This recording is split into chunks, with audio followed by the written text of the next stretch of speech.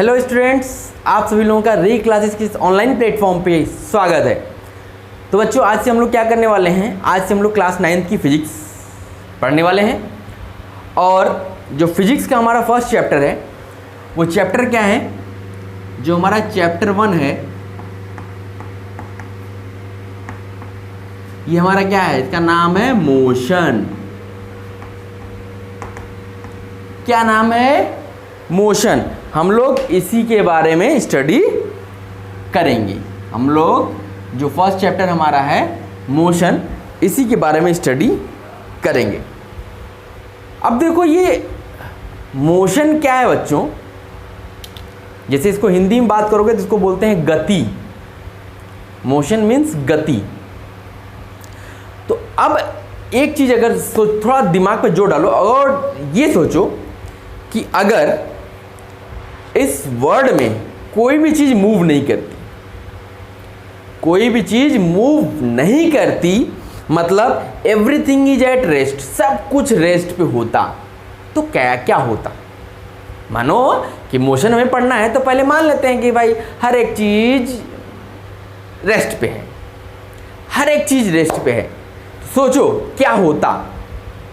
हर एक चीज रेस्ट पे है, इसका मतलब है ना तो तुम्हारी नदियां आगे बढ़ती, ना ही हवा चलती, न ही आपकी अर्थ रोटेट करता, न ही अर्थ स्पिन करता। स्पिन नहीं करता तो दिन रात नहीं होते, रोटेट नहीं करता तो सीजन चेंज नहीं होते, और अगर हवा पानी नहीं फ्लो करते तो लाइफ ही नहीं होती। सोचो, आप ये मत सोचो कि हम गाड़ी नहीं चलाते तो क्या होता, घर में बैठे रहते। अरे वो मत सोचो, वो सोचो कि हवा पानी ही नहीं फ्लो करती। जब हवा पानी नहीं फ्लो करती तो इस पर लाइफ एग्जिस्ट करती नहीं करती। तो इसका मतलब है मोशन है तो लाइफ है, मोशन नहीं होता तो लाइफ की एग्जिस्टेंस भी नहीं होती। अब मोशन की अहमियत आपको समझ में आ गई। तो मोशन होता कैसे है? मोशन को हम कहते क्यों है, क्यों मोशन होगा भाई? तो इफ देयर इज चेंज, क्या होगा? चेंज होगा कहीं पे भी तो मोशन होगा। अब चेंज किसी भी चीज में हो, चेंज किसी भी चीज में हो तो वहां मोशन होगा। ठीक। अब चेंज को हम लोग with respect to time and in space, space में टाइम के रिस्पेक्ट में जो चीज चेंज होती है उसी को हम लोग मोशन बोलते हैं। समझ में आई बात?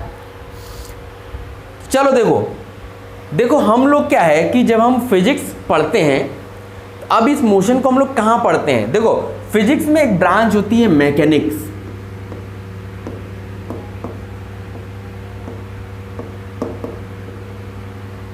फिजिक्स में एक ब्रांच होती है हमारी, कौन सी ब्रांच? मैकेनिक्स होती है।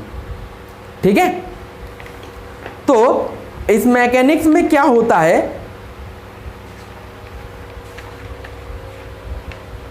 ये डील करता है मोशन ऑफ ऑब्जेक्ट्स को, ऑब्जेक्ट के मोशन को, उनके इक्विलिब्रियम के बारे में स्टडी करता है।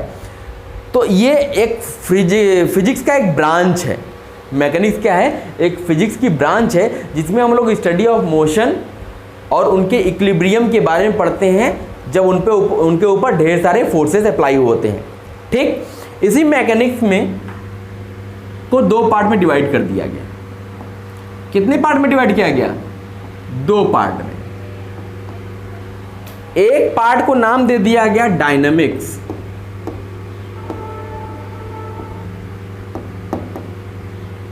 और दूसरे पार्ट को नाम दिया गया स्टैटिक्स। देखो, जैसे नाम से ही दिख रहा है स्टैटिक, स्टैटिक मतलब रुका हुआ। तो इसमें हम लोग क्या पढ़ते हैं? Study of object at rest. इसमें जो चीज रेस्ट पे होती है उसके बारे में स्टडी करते हैं। यहां पे क्या होता है? स्टडी ऑफ ऑब्जेक्ट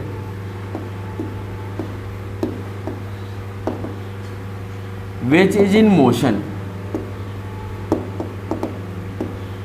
जो कहाँ होती है, मोशन में होती है, उसके बारे में हम लोग स्टडी करते हैं। इसी डायनेमिक्स से फिर आती है काइनेमेटिक्स। तो हम उतना डीप में नहीं जा रहे हैं, बस अब हम ये जानते हैं कि हम यहाँ पे मोशन की बात कर रहे हैं। मोशन मतलब जो चीज़ चलती रहे, ठीक है। तो अब देखो, अब हम लोग सीधे बात करते हैं कि जो मोशन होता है, नोट करते चलिएगा बेटा। देखो बेटा, क्या है कि जो चीज़ मैं यहाँ पढ़ाता हूँ उसको आप लोग क्या किया करो कि जैसे ही मैं यहाँ बोर्ड फिल कर पूरा भर जाता है, मैं थोड़ी देर के हटता हूँ, तो आप वीडियो को पॉज कर लिया करो, पूरा नोट कर लिया करो, क्योंकि जब तक नोट्स नहीं बनेगा तब तक आपका काम होने वाला नहीं है। नोट्स बनाओगे तो आपको रिवीजन करने में आसानी रहेगी। आप ऐसे वीडियो देख के सोचो कहाँ भगवान जी की कथा सुना रहे हैं, सुन लेते हैं, याद हो जाएगा, कुछ नहीं होने वाला है। आपको क्या करना पड़ेगा, आपको भी मेहनत करनी पड़ेगी। मैं यहाँ मेहनत कर रहा हूँ ना, मैं यहाँ लिख रहा हूँ, चिल्ला रहा हूँ, आप केवल बैठ के सुन रहे हो, तो इधर से सुनोगे इधर से निकल जाएगा। तो आपको भी मेहनत करनी पड़ेगी, आपको भी कॉपी पेन लेके बैठो और जो भी चीज़ पढ़ाई जाए यहाँ पे उसको नोट डाउन किया करो। नोट करोगे तो कुछ चीज़ें ब्रेन स्टोर करता है, कुछ चीज़ें जो ये हाथ से लिखते हो ना, ये भी ब्रेन तक क्लिक करता है, जिसकी वजह से आपको स्टोरेज पावर बढ़ जाती है, तो आपको लॉन्ग टर्म तक वो दिमाग में रहती है, ठीक है। तो लिखने की आदत डालना है पहली चीज़, ठीक है। चलो अब देखो बच्चों, क्या होता है कि ये मोशन जो होता है, अभी हम लोग मोशन को डिफाइन करेंगे, उससे पहले हम लोग बात कर लेते हैं कि मोशन जो होता है ये आपका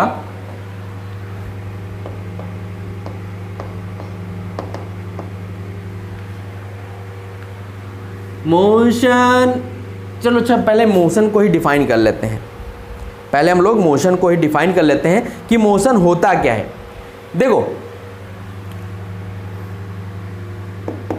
मोशन क्या होता है कि an object is said to be in motion, कोई भी ऑब्जेक्ट मोशन में है तो क्या होगा, कब होगा, if it changes its position with respect to time. अगर टाइम बढ़ रहा है और उसके हिसाब से उसकी पोजीशन बदल रही है, तब तो हम बोलेंगे कि वो ऑब्जेक्ट क्या है, मोशन में है। तो एक लाइन की डेफिनेशन लिख लो, an object is said to be in motion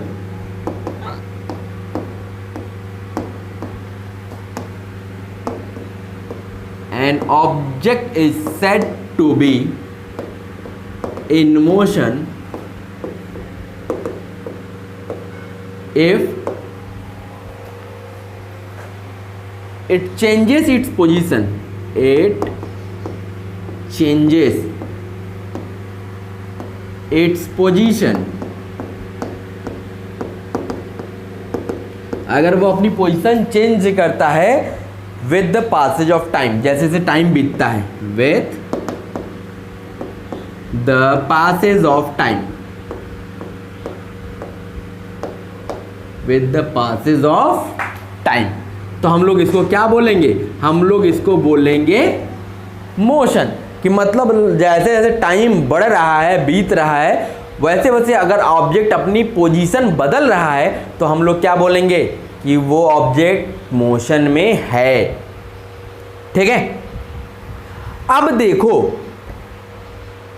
कि मोशन में है तो क्या चीज मोशन में है भाई, आप स्मॉलेस्ट से स्मॉलेस्ट पार्टिकल ले लो और लार्जेस्ट से लार्जेस्ट पार्टिकल ले लो, सब कुछ मोशन में है। अब छोटे छोटा आप क्या ले सकते हो ये बताओ, छोटे से छोटा बताओ कि मूव कर रहा हो, ऐसा एग्जांपल बता दो हमको। कहोगे सर हवा, हवा छोटे छोटा पार्टिकल है। देखो सबसे छोटा जो पार्टिकल होता है वो क्या होता है आपका, वो होता है आपका एटम्स, क्योंकि सारी चीजें इसी से मिलके बनी हैं।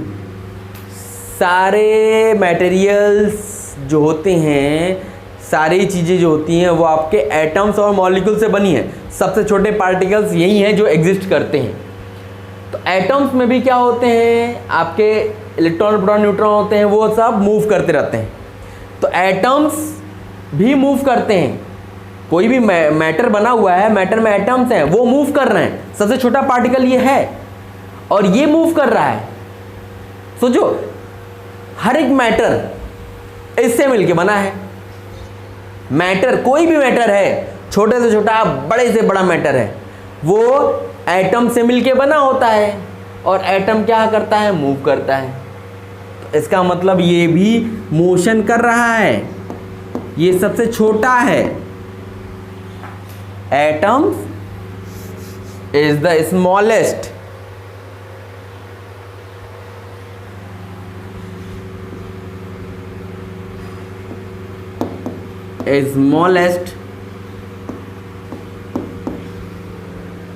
which is in motion। ये सबसे छोटा है जो मोशन कर रहा है। और आप यूनिवर्स की बात कर लो जिसमें आपके प्लैनेट्स होते हैं, गैलेक्सीज होती हैं, ये भी मूव कर रही हैं, क्योंकि प्लैनेट्स जो होते हैं आपके मूव ही करते हैं ना, जो भी सेलेस्टियल बॉडीज हैं सब मूव करती हैं। तो सोचो, एक छोटे से छोटा भी मूव कर रहा है, एक बड़े से बड़ा भी मूव कर रहा है, सब कुछ मूव कर ही रहा है। आप कहोगे सर ये पेड़ पौधे मूव थोड़ी कर रहे हैं, अरे कर रहे हैं भाई, ये भी मूव कर रहे हैं, लेकिन with respect to some object ये मूव नहीं कर रहे हैं। वो आपको लगता है कि मूव नहीं कर रहा है। जैसे आप ये सोचो, आप ट्रेन में सफ़र कर रहे हो, ट्रेन में बैठे हो, ट्रेन चल रही है, ट्रेन चल रही है ना, बनारस से आप दिल्ली जा रहे हो, ट्रेन तो चल रही है। अब उसमें आप भी बैठे हो, आपके पापा भी बैठे हैं, आपकी मम्मा भी बैठी है, तो आप 3 लोग बैठे हो। तो आप जब बैठे हो तीनों लोग, एक यहाँ बैठे हो, एक सामने सीट बैठे हो, कि उधर बैठे हो, तो क्या कहोगे?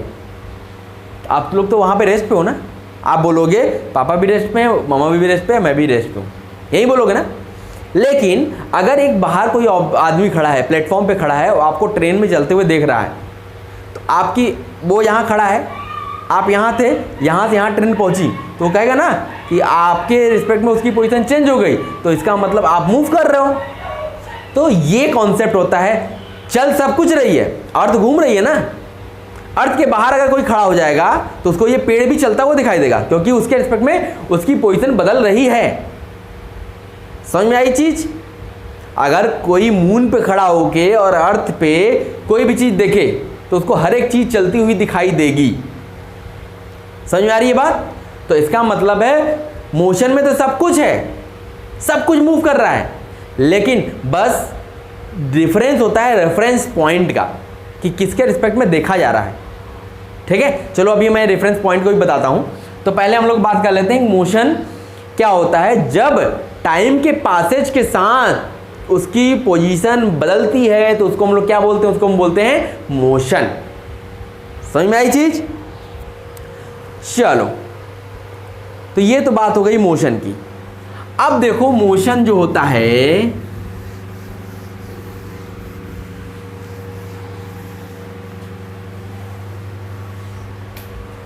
अब हम देखो मोशन को, मोशन कैसे हो सकता है? मोशन हो सकता है या तो 1 डायमेंशन में होगा, या 2 डायमेंशन में होगा, या 3 डायमेंशन में होगा। तो हम लोग उसी की बात कर लेते हैं। मोशन इन 1, 2 और 3 डायमेंशन।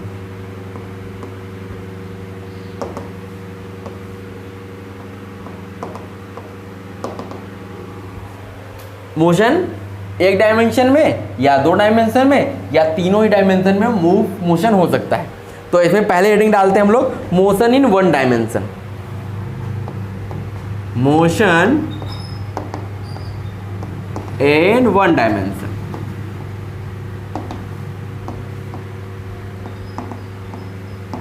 Motion in 1 dimension. अब देखो ये 1 डायमेंशन का क्या मतलब होता है। जैसे कार्टेशियन कोऑर्डिनेट सिस्टम आप पढ़े होंगे, नहीं पढ़े होंगे तो मैं बता दे रहा हूं। कार्टेशियन कोऑर्डिनेट सिस्टम क्या होता है? 3 एक्सिस आप ड्रॉ करते हो, 3 एक्सिस आप ड्रॉ करते हो।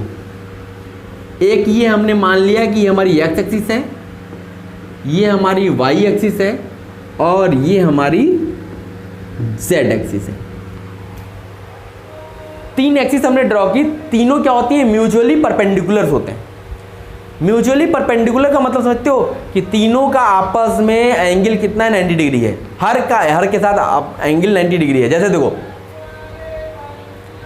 ऐसे समझो, जैसे मान लो एक ये है, एक ये है, और एक हमने बना दिया ऐसे। देखो ध्यान से देखना,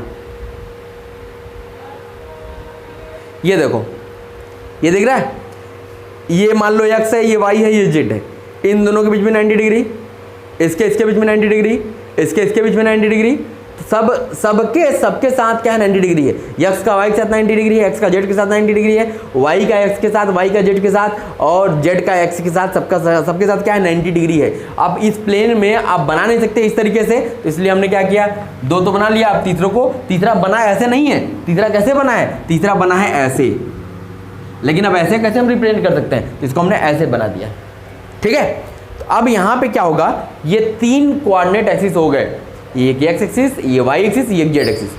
अब जैसे आप 2 कोऑर्डिनेट सिस्टम जानते हो, 2 पॉइंट कोऑर्डिनेट सिस्टम मतलब जिसमें एक x होता है, एक y होता है। तो x, y जो लिखते हो, कोऑर्डिनेट लिखते हो, वो 2 कोऑर्डिनेट सिस्टम में है। और 3 कोऑर्डिनेट सिस्टम में क्या हो जाएगा, x, y, z, मतलब तीनों एक्सिस में उसका पोजीशन चेंज हो रही है। तो देखो अब हम लोग बात करते हैं मोशन इन 1 डायमेंशन। एक डायमेंशन में मोशन का क्या मतलब होता है।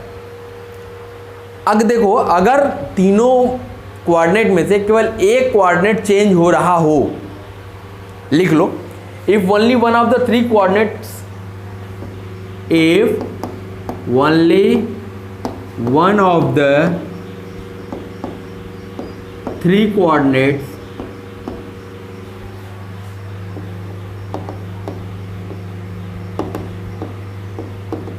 if only one of the 3 coordinates is specifying the position of object, specifying the position of object,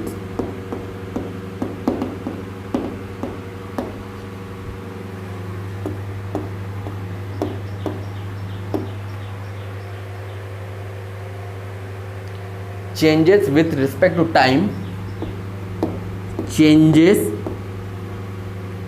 with respect to time, ये WRT का मतलब होता है with respect to, मैं शॉर्टकट में लिखूंगा with respect to time, then its motion is known as one dimensional motion, then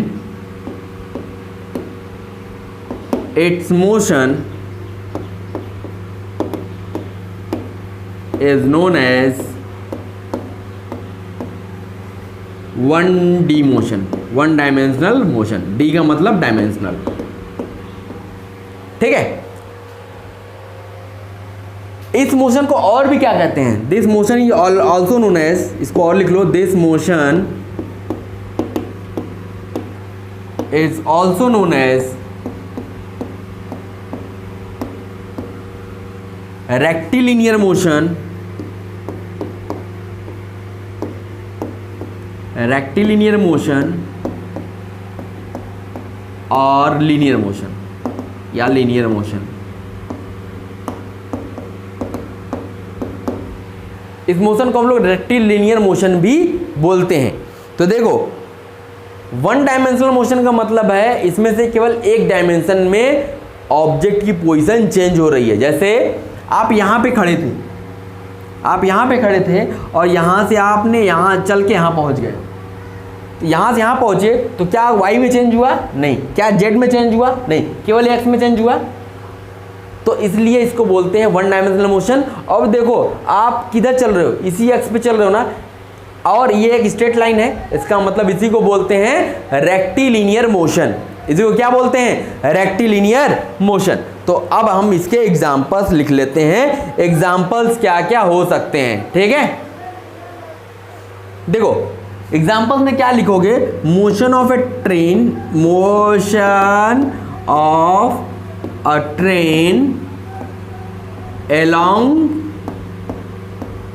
its straight track, क्योंकि पटरी क्या होती है? सीधी होती है हमेशा। ठीक है, तो motion of A train long it's straight track, सीधे ट्रैक पे जो चल रही है गाड़ी, ट्रेन, वो उसके क्या होगी, ये आपका रेक्टिलिनियर मोशन कहलाएगा, मोशन इन 1 डायमेंशनल कहलाएगा। या an object flowing, an object falling freely, गिर रहा ऊपर से, falling freely under gravity. Under gravity के अंदर में आपका ऑब्जेक्ट कोई ऊपर से नीचे गिर रहा हो तो वो भी क्या होगा, रेक्टिलिनियर। वो कभी ऐसे ऑब्जेक्ट छोड़ते हो, छत पे चढ़े जाओ और उस पे से एक बॉल गिराओ तो क्या बॉल ऐसे से आएगी? नहीं आएगी। वो बॉल जब भी आएगी सीधे आएगी। कोई भी चीज़ गिरती है ऊपर से तो हमेशा डायरेक्ट एकदम सीधे आती है। तो वो कौन सी पाथ फॉलो करेगी? स्ट्रेट लाइन पाथ फॉलो करेगी और वो क्या होगा, रेक्टिलिनियर मोशन। केवल एक ही डायमेंशन चेंज हो रहा होगा। वहाँ पे क्या हो रहा है, वहाँ पे केवल वाई चेंज हो रहा होगा, कोई एक्स नहीं चेंज हो रहा है, कोई जेड नहीं चेंज हो रहा है। तो वो क्या हो गया, वो हमारा रेक्टिलिनियर मोशन हो गया, मोशन इन वन डायमेंशनल हो गया। ठीक है, चलो तो नोट कर लिया। तो हम इसके बाद मोशन इन टू डायमेंशन की बात करते हैं। इसको नोट कर लो बच्चों।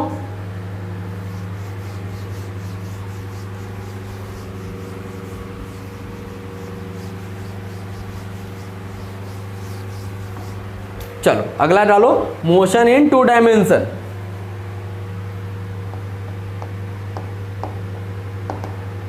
Motion in two dimension. दो डायमेंशन में मोशन कैसा होगा? अब देखो यहां पे क्या होगा, if two of the three coordinates,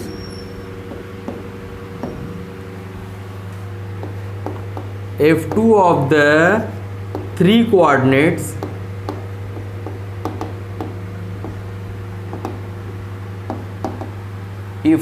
the three coordinates is specifying the position of object,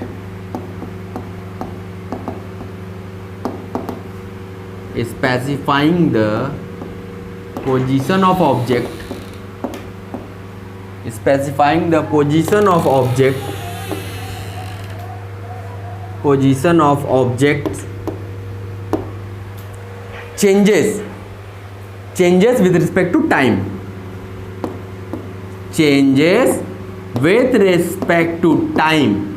अगर टाइम के रिस्पेक्ट में जो पोजीशन ऑफ ऑब्जेक्ट है उसके दो कोऑर्डिनेट्स चेंज हो रहे हैं, ठीक है, is known as two dimensional motion. It is also known as, इसको और भी नाम से जानते हैं, it is also known as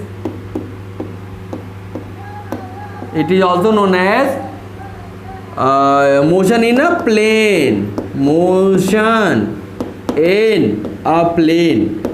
इसको और भी नाम से जानते हैं क्या, मोशन इन अ प्लेन। जैसे ये हमारा ये है, इस प्लेन में अगर कोई मोशन होगा तो हमारा टू डायमेंशनल मोशन होगा। क्यों? क्योंकि इसमें एक्स भी है, वाई भी है, जेड तो इसमें नहीं है, बस एक्स और वाई है। तो इस दीवार पे अगर कोई मोशन होगा, जैसे मान लो कि यहाँ पे कोई छिपकली चल रही हो, इस बोर्ड पे अगर कोई छिपकली चल रही हो तो छिपकली तो कभी इधर जाएगी, कभी इधर, कभी इधर, कभी इधर।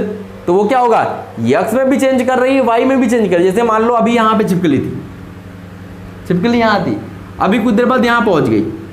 अब यहाँ जब पहुँची तो देखो एक्स में कितना चेंज हुआ, इतना, और वाई में कितना चेंज हुआ, इतना। ये एक्स में चेंज है, ये वाई में चेंज है, तो दोनों में चेंज हो गया ना। तो इसका मतलब ये हमारा मोशन इन टू डायमेंशन हो गया। तो इसके भी एग्जाम्पल लिख लो।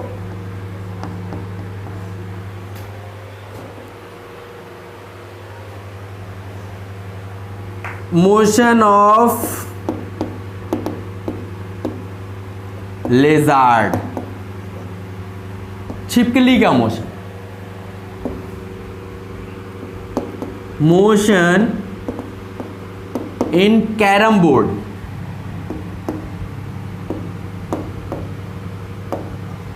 जो गोटियां होती हैं, जो स्ट्राइकर होता है, आपने स्ट्राइक किया तो वो क्या होगा, उसी जो चौकोर आपके पास कैरम है, बोर्ड है, उसी में मोशन करेगा ना। तो कभी स्ट्राइकर, ये मान लो ये है कैरम बोर्ड आपका, ठीक, ये हो गया आपका, ठीक।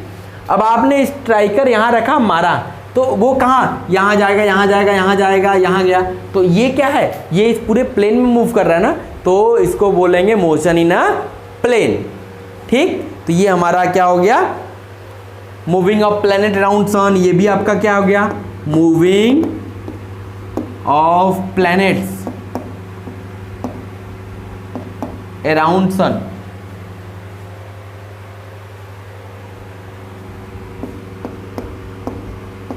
ये सब क्या हो गए, ये सब हमारे क्या हो गया, मोशन इन टू डायमेंशन। आप बहुत सारे एग्जांपल्स अपने मन से भी लिखा करो। देखो क्या है कि मैं अगर जो एग्जांपल बता रहा हूँ यहीं आप एग्जांपल रटोगे तो फिर होने वाला काम नहीं है।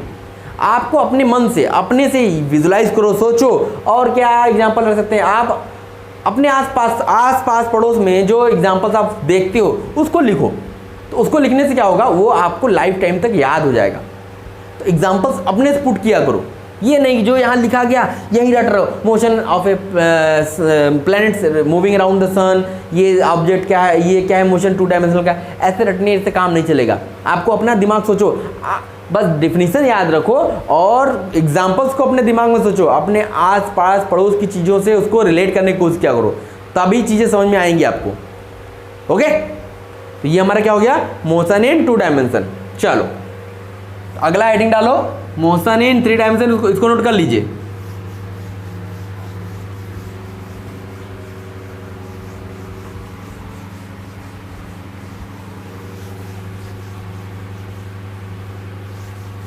चलिए अगली की बात करते हैं, motion in three dimension.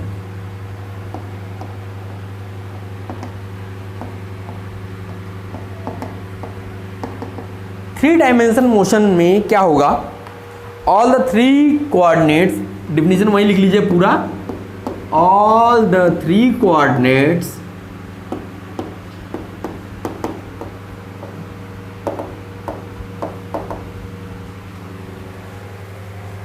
specifying the position of object,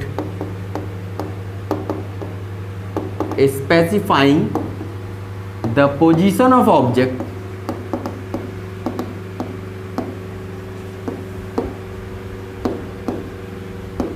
changes with respect to time। देखो टाइम के रिस्पेक्ट में क्या हो रही है, उसकी पोजीशन बदल रही है, ठीक है, तीनों कोऑर्डिनेट्स की। then it is known as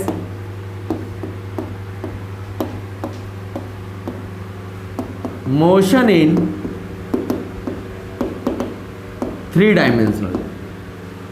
इसको हम लोग मोशन इन 3D बोलेंगे, थ्री डायमेंशनल बोलेंगे।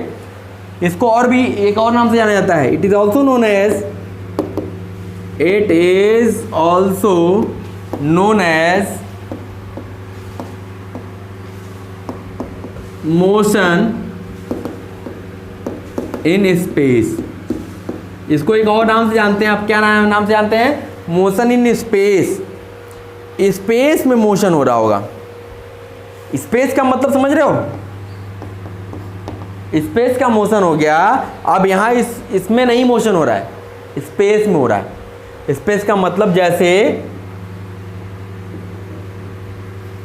फ्लाइंग बर्ड, कोई बर्ड फ्लाई कर रही है। अब कोई बर्ड फ्लाई करेगी तो वो इस रूम में करेगी, ऐसा नहीं कि दीवार पे चलेगी, वो तो फ्लाई करेगी ना। तो एक्स भी जाएगा, वाई भी जाएगा, जेड भी जाएगा। जैसे मान लो कि आपने ये कोऑर्डिनेट सिस्टम बनाया, अब कोई चीज़, जैसे तीसरा कोऑर्डिनेट क्या है हमारा, ये है, ठीक है, ऐसे है। अब कोई चीज़ मान लो चिड़िया यहाँ पे है, इस पॉइंट पे है, इसका एक्स से भी डिस्टेंस है, वाई से भी डिस्टेंस है, जेड से भी डिस्टेंस है। इसका मतलब तीनों कोऑर्डिनेट सिस्टम यूज हो रहे हैं। तो ऐसे को हम लोग क्या बोलते हैं, मोशन इन स्पेस। और भी एग्जांपल लिख लो, motion of gas molecule, random motion of gas molecule, random motion of gas molecules. जो आपकी गैस के मॉलिक्यूल्स होते हैं उसका जो मोशन होता है वो हमारा क्या होगा, वो हमारा मोशन इन स्पेस होगा। क्योंकि आप गैस का नॉब खोलिए और उसका अगर आपने पाइप निकाल दिया, बाहर गैस अगर रिलीज हो रही है, जैसे आप परफ्यूम छिड़कते हो, परफ्यूम आप लेते हो ऐसे छिड़क देते हो, तो आप देखोगे आपके ऊपर तो महक आती है, लेकिन पूरे रूम में भी महक होती है। तो क्या होता है, वो पूरे रूम में फैल जाती है। तो वो उसका जो रैंडम मोशन है वो हमारा क्या है, मोशन इन ए स्पेस। ठीक, motion of aeroplane, aeroplane motion sorry, aeroplane का मोशन जो है वो हमारा क्या कहलाएगा, वो हमारा मोशन इन स्पेस कहलाएगा। ठीक है, समझ में आ गया। तो आज हम लोग बहुत बेसिक चीज़ें पढ़ी हैं, तो इसको आप लोग जरूर एक बार रिमाइंड कर लेना, इसको एक बार फिर से रिवाइज कर लेना ताकि चीज़ों को ईजिली समझ पाओ। ठीक है, तो अगली क्लास में हम लोग मिलते हैं, तो उसके आगे की चीज़ें कंटिन्यू करते हैं। और बच्चों क्या है कि आप अगर ये वीडियो देख रहे हो तो आप लोगों को एक अनाउंसमेंट है कि आप हमारा प्ले स्टोर से मोबाइल एप्लीकेशन जरूर इंस्टॉल कर लो, और या तो आपको इस वीडियो के डिस्क्रिप्शन में भी आपको इसका लिंक दे दिया गया है, आप वहाँ से भी उसको इंस्टॉल कर सकते हो। और एक खास बात, जैसे क्या है कि बच्चों की अगर आप हमारा क्या है रे क्लासेस वाराणसी के नाम पे आपका यूट्यूब चैनल भी है, आप वहाँ आपको वहाँ पे भी वीडियोस सारे मिलेंगे। हमारे मोबाइल एप्लीकेशन में भी आपके फ्री वीडियो से जैसे फ्री मटेरियल्स करके है, वहाँ पे वीडियोस का सेक्शन है जिसमें आपको सारे वीडियोस मिलेंगे। लेकिन अगर आप हमारा पेड बैच ज्वाइन करते हो, एक हमारे पास फ्री बैचेस हैं, एक हमारे पेड बैचेस हैं। फ्री बैचेस में केवल आपको वीडियोस मिलेंगे। अगर आप पेड बैचेस ज्वाइन करते हो तो यहाँ पे आपको क्या क्या फैसिलिटीज़ मिलने वाली है मैं आपको क्लियर कर देता हूँ। हमारे पेड बैचेस में जो हमारा 999 का पेमेंट है, जिसमें आपको 999 रुपये एक बार पेमेंट करना है, और आप हमारे साथ 1 साल तक जुड़े रहोगे। कंप्लीट 1 ईयर हम हमारे साथ जुड़े रहोगे। और इस वन टाइम पेमेंट के बाद आपको क्या मिलेगा, एक तो इसके बाद आप हमारे पेड बैच में ज्वाइन हो जाओगे। उस पेड बैच में आपको क्या क्या फैसिलिटीज़ मिलने वाली हैं, सबसे पहले आपको रेगुलर डीपीपी मिलेंगी, हर एक क्लास के बाद या अल्टरनेट क्लास के बाद आपको एक डीपीपी मिलेगी। आपको असाइनमेंट्स दिए जाएंगे, आपको होमवर्क मिलेगा, आपका डाउट क्लियरिंग सेशन रखा जाएगा। आप हमसे क्वेश्चंस पूछ सकते हो, जैसे व्हाट्सअप है उसी तरह हमारे पास क्या है हमारे एप्लीकेशन में एक चैट बॉक्स है, उसमें आप क्वेश्चन राइज कर सकते हो, उसका जल्दी जल्दी हम लोग सॉल्यूशन प्रोवाइड करेंगे आपको। उसके साथ साथ आप ऑनलाइन टेस्ट दे सकते हो। इतनी सारी फैसिलिटीज़ आपको मिलने नहीं है, बस 999 के रुपीज़ के एक बार के पेमेंट में आप पूरे 1 साल तक एक्सेस कर पाओगे सारी चीज़ें। तो ज़रूर से ज़रूर आप बच्चों पेड बैच में ज्वाइन करो। हमारा मेन मोटिव 999 रखने का ये है, देखिए क्या होता है, कोई भी चीज़ फ्री मिलती है तो उसकी कदर लोगों को नहीं होती है। भले ही आपने 1 रुपया खर्च किया होगा, लेकिन उसके लिए आपका दिमाग बार बार उसको हिट कराएगा कि भैया आपने पैसे दिए हैं, आपने पैसे दिए। इसलिए हमने एक बहुत नॉमिनल चार्ज रखा हुआ है कि इससे आपके दिमाग में एक हमेशा प्रेशर रहेगा कि भैया हमने पैसे दिए हैं, हमें पढ़ना चाहिए। तो ये चीज़ें होती है, इसलिए एक 999 का कॉस्ट रखा गया है। आप जरूर पेड बैच ज्वाइन करो, इसमें आप फैसिलिटीज़ इतनी ढेर सारी हमसे ले पाओगे कि आप सोच भी नहीं सकते हो। ठीक है, तो इसको आप ज्वाइन करो बच्चों, और इस वीडियो को अपने ढेर सारे फ्रेंड सर्कल में इसको सर्कुलेट करो ताकि ढेर सारे बच्चे इसको ज्वाइन करें और उसका मैक्सिमम यूटिलाइजेशन कर ले पाएँ। चलो फिर अगली क्लास में मिलते हैं हम लोग। Okay, thank you.